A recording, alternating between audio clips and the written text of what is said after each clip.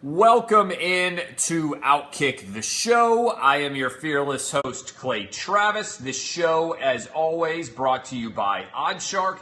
Go to Oddshark for all of your gambling or informational related needs.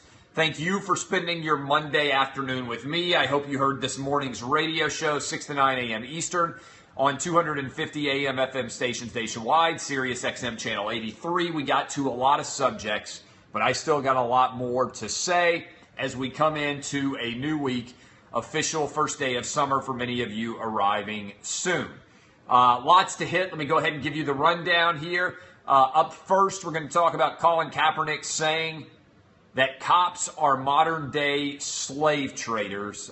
Slave enforcers. They are the slave catchers. I mean, this really happened. We're going to talk about that. We are going to talk about Eric Decker to the Titans. The Titans, underdog to make a run to the Super Bowl this year. But I'm absolutely loving all the moves they made on the offensive side of the ball. We'll talk about the NBA draft trade. The 76ers get the Celtics number one overall trade. Number one overall pick to draft Markelle Fultz. The big question as we move towards Thursday's NBA draft, where in the world is Lonzo Ball going to be playing next year? And Paul George comes out and says, you know how I said the Indiana Pacers were close to contending for the Eastern Conference? Yeah, actually, I didn't mean that. I want out of this place. Who gets Paul George? What's the play? Any way that it makes sense for the Cleveland Cavaliers, and can they make a run at the NBA? All that and more on today's Outkick the Show, but we begin with an unbelievable weekend tweet from Colin Kaepernick, and he put up, if you haven't seen it, if you have not seen this, my mind was blown when I saw it, and I'm also still somewhat stunned, even though I know that the media is 100% biased in favor of Colin Kaepernick. I am still somewhat stunned that Colin Kaepernick could tweet out this. You can't ignore your history with a picture of a police badge alongside a slave patrol badge. Always remember who they are. This is real life. This is what Colin Kaepernick tweeted out. If you haven't seen it, this is real life. This is what Colin Kaepernick tweeted out. He compared modern-day police officers to slave patrols during old-school American life. Now, I was in disbelief when I saw this, and let me go ahead and start with the first fact that it's historically 100% not true, okay? The root of all police in the United States and in the world at large was not to pursue slaves. That's just wrong.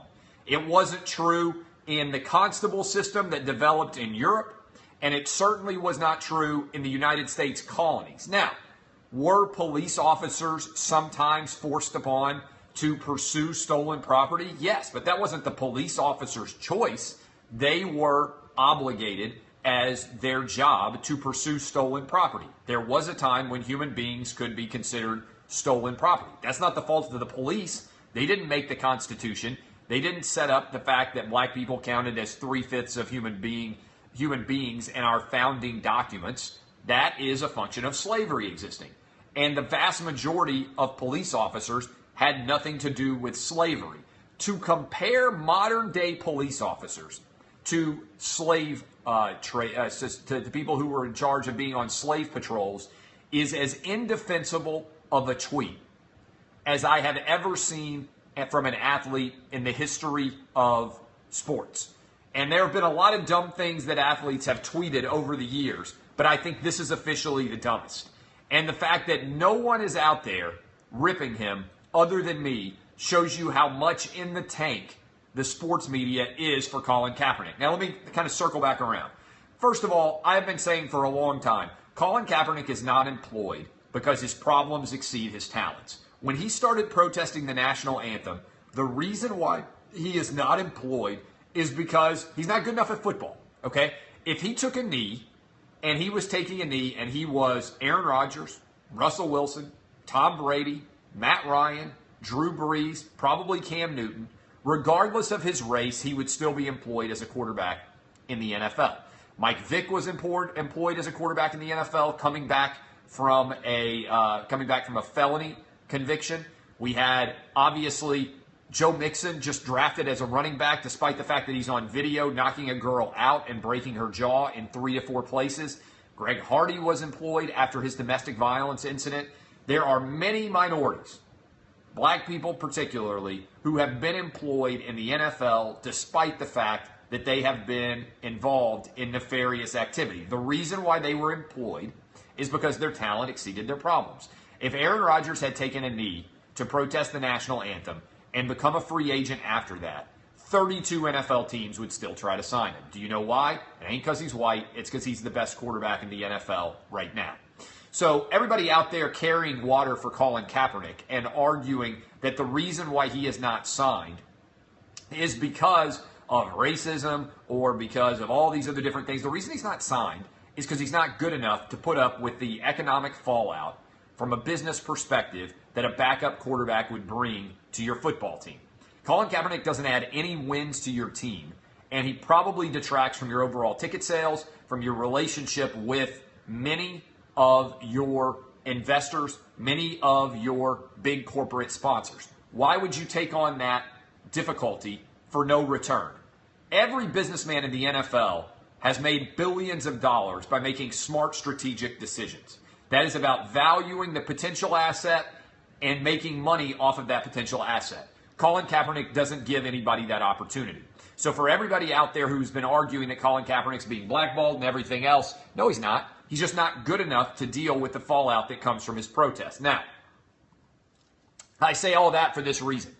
I think that the tweet he sent out comparing modern-day police and law enforcement to slave catchers during the during slavery, during antebellum times in this country, is by itself probably enough not to get him employed. He's never going to play in the NFL again, I don't believe.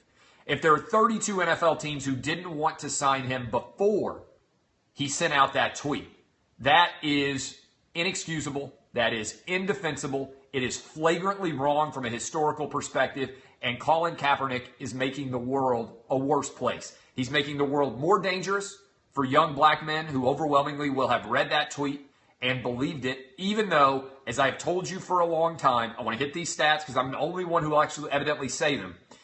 You are, every single day that you leave your house, 5 times as likely, if you are unarmed, regardless of what race you are, to be hit by a train as you are shot and killed by a police officer. You are more likely to be killed by a bee, a wasp, or a hornet if you leave your house unarmed every single day. Those are 100% irrefutable facts. And in fact, you are almost more likely, and perhaps will be more likely this year based on the way the numbers are going, to be struck and killed by lightning this year than you are to be shot and killed by police officers if you are unarmed. That, my friends, is all true. The fact that other people want to believe otherwise is a function of them looking for the facts to support their worldview as opposed to see the truth.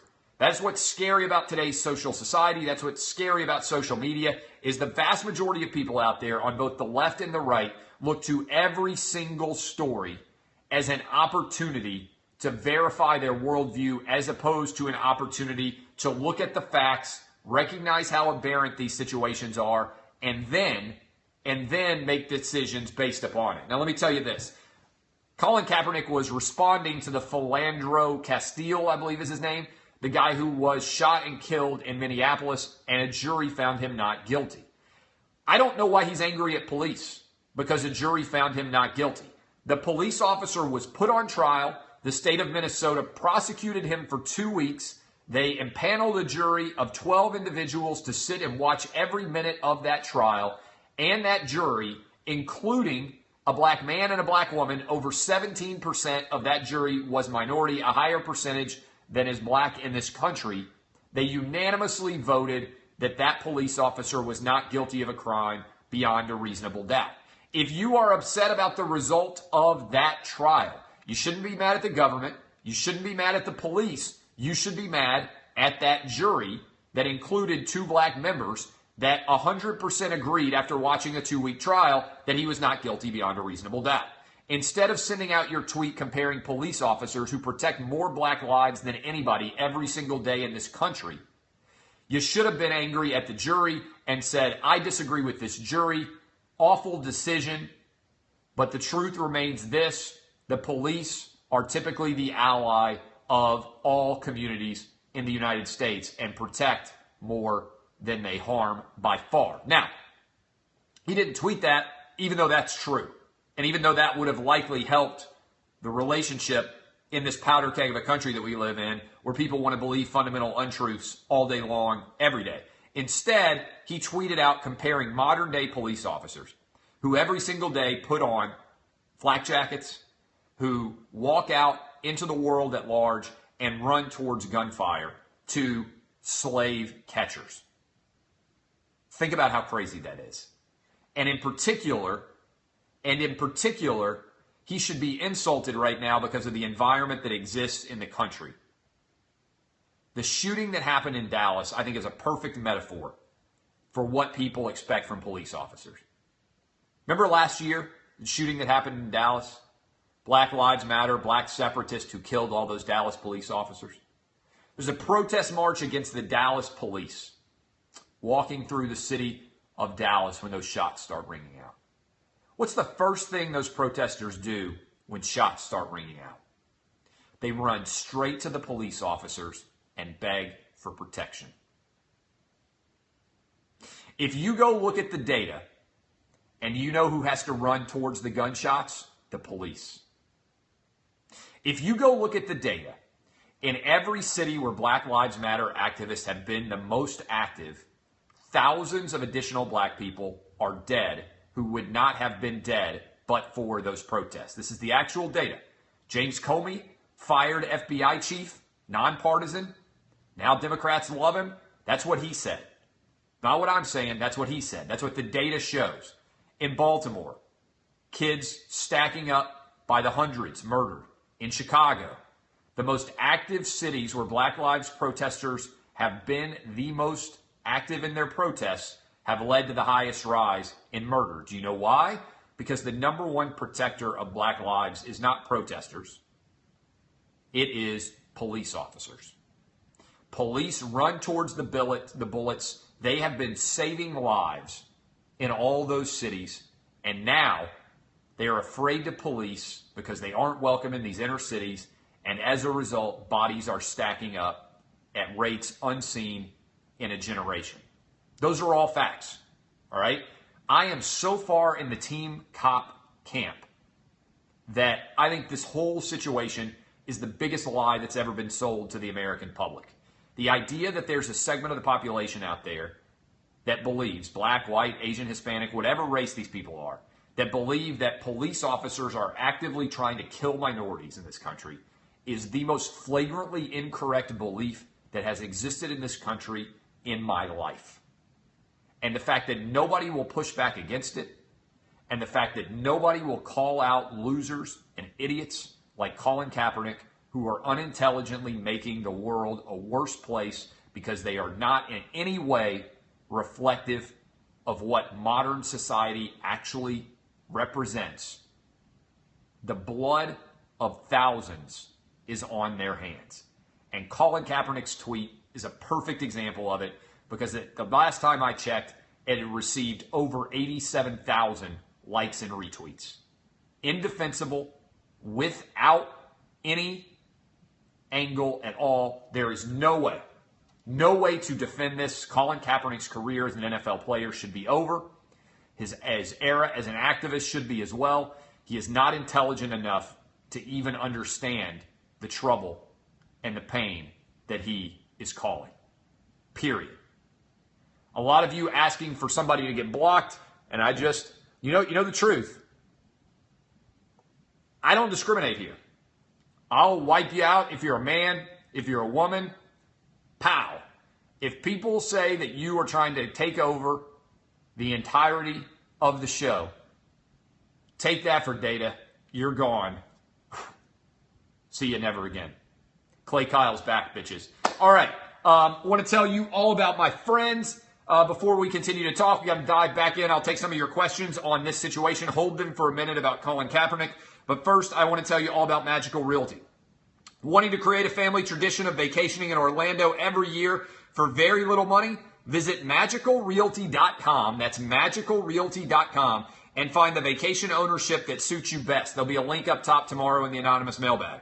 Right now, you can own a Sheraton Vistana timeshare in Orlando for only $500 compared to the $18,000 the original owner paid. If owning isn't your thing, they specialize in rentals for Aruba, Orlando, and Hawaii. Contact Magical Realty to help you save big on your future vacations. Email them at info@magicalrealty.com. That's info@magicalrealty.com. Any questions, Facebook or Twitter, about this situation surrounding Colin Kaepernick?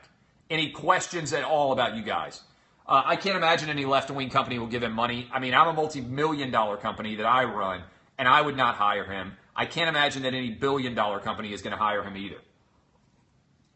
Sean King is threatening to sue me for saying that he's white. I hope he does file that lawsuit. It'll be the trial of the century. If you're not familiar with Sean King, he's a white dude who claims he's black. He's got a white mom and a white dad. And again, I'm happy to be sued. Be the greatest lawsuit ever. We'll bring out Maury Povich as a character witness. We'll make him give a cheek swab. We'll find out that he's 100% white, and it will be phenomenal television.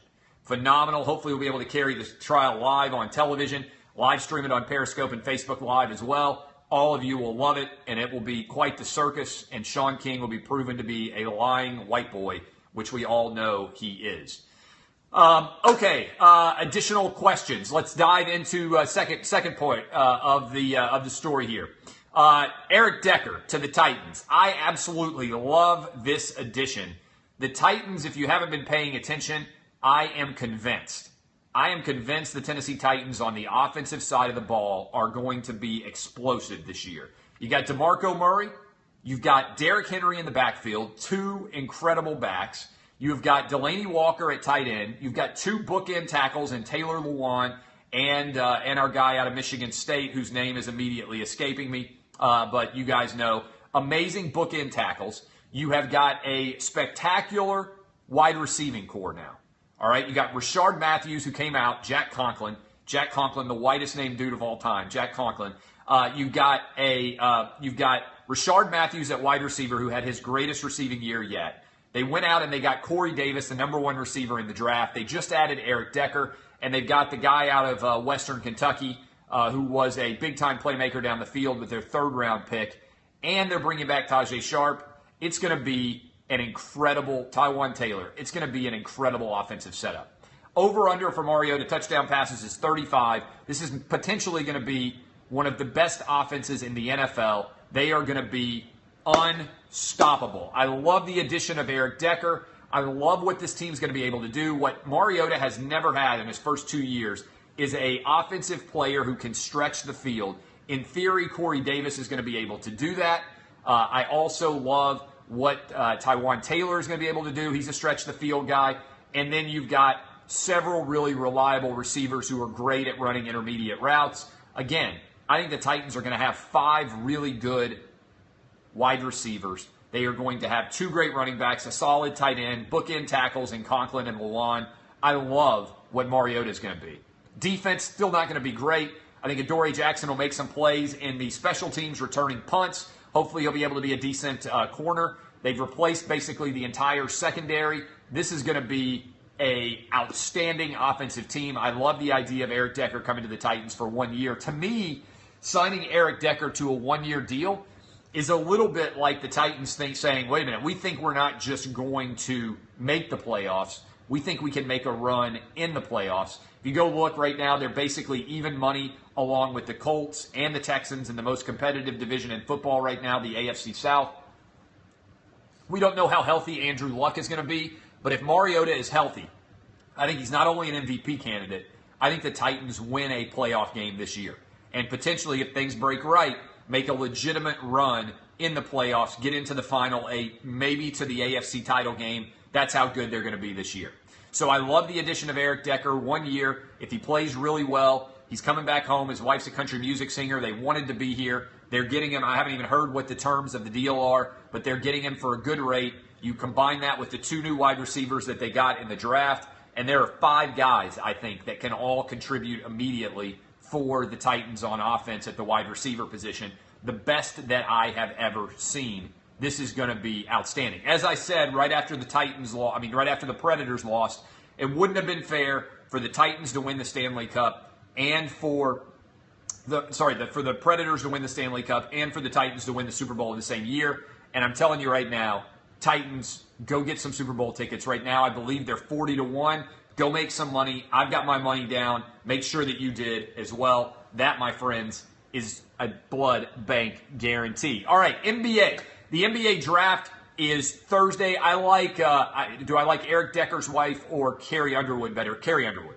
Okay, look, as hot as Eric Decker's wife is, Carrie Underwood is the unquestioned hottest girl right now in Nashville. I think as good looking as my wife is and as mediocre looking as I am, I think that the Mike Fisher, Carrie Underwood spawning has the potential to produce the best looking child in the history of Nashville.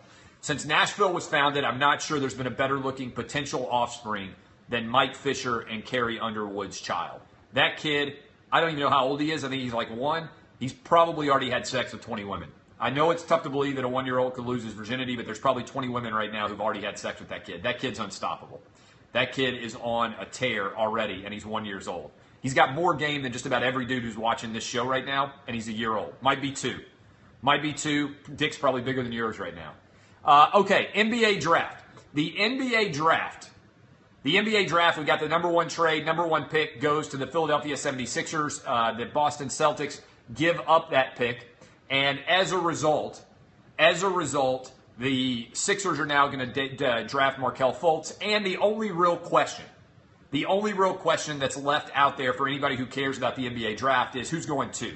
Are the Lakers going to take Lonzo Ball, or are they going to try to get rid of that number 2 pick, potentially as a way to go get Paul George? We don't know exactly what's going to happen, but that kind of ties in with prong 3 and prong 4. By the way, hi, I'm Clay Travis. This is Outkick the Show. We do this every single day around 3 o'clock Eastern. That ties into the big question, what's going to happen with Paul George and what happens with Lonzo Ball? Potentially those 2 situations are connected. Now, if the Cavs get Paul George, potentially what they're doing is renting him for a year. Because I think LeBron James is going to leave the Cavs, and I think that Paul George would probably leave the Cavs if LeBron James left the Cavs. So the question you have to ask yourself is, if you're a Cleveland basketball fan, does adding Paul George and replacing either Kyrie Irving or Kevin Love make it more likely that you are going to win a championship? Because right now Paul George is saying, I'm not going to re-sign with Indiana. He's basically waving his hands in front of everybody and saying, hey, if you want to get Kevin Duranted, then I am going to leave if you don't come out and re-sign me. That's what he's saying right now. He's saying, I am out, okay? So if he is out, you have to get something for him because you don't want to get left behind like OKC did with Kevin Durant. So what do you get for him? If you trade him to the Cavs, you theoretically could get Kyrie Irving or Kevin Love. Not an awful deal. Not an awful deal for the Pacers because those guys are under extensions. You got them for several more years. Your team doesn't immediately fall apart. But are the Cavs with Paul George going to be able to beat the Warriors? I think the answer is no. I don't think there's any way imaginable that the Cavs with either Kyrie Irving and Paul George or LeBron James or Kevin Love, Paul George, and LeBron James have in any way a likelihood of beating the Warriors. So I don't know exactly what the point of that trade is. I think the Cavs, if I'm a Cavs fan, I think what I do is I say, you know what, we've got Kyrie Irving and Kevin Love under multiple year deals going forward. We keep them. If we lose LeBron and LeBron opts out because he realizes we're not going to win another championship here, we're not going to fall off the face of the earth. We can go back and spend some more money on a free agent. We can find somebody else to replace LeBron. And if we do that, then we can still be in the mix in the Eastern Conference. You're not going to win a title, but you're not going to win a title, and you don't want to set back your franchise to the point where LeBron James and Paul George are both there. Maybe you go to the Eastern Conference Finals and win that. You go to the overall NBA Finals, and then you lose to the Warriors again, and then LeBron and Paul George leave, and you're left with just Kevin Love or just Kyrie Irving.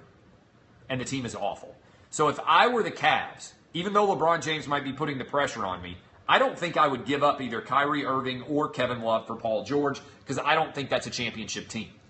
I don't think that's a championship team anyway. Now, if LeBron James, as part of that agreement, would also agree to extend for multiple years, and so would Paul George or something like that, then I would make that trade. Because that keeps your team decent. Maybe the Warriors have an injury. Maybe you get lucky. Something happens there. They fall apart. A couple of years, Klay Thompson leaves. Maybe Steph Curry's ankle injuries return. Maybe Kevin Durant, who's had health issues. Maybe all that happens. But I don't believe, personally, that there's any way the Warriors are getting beat next year. And that's why they're such prohibitive favorites, because Vegas agrees with me.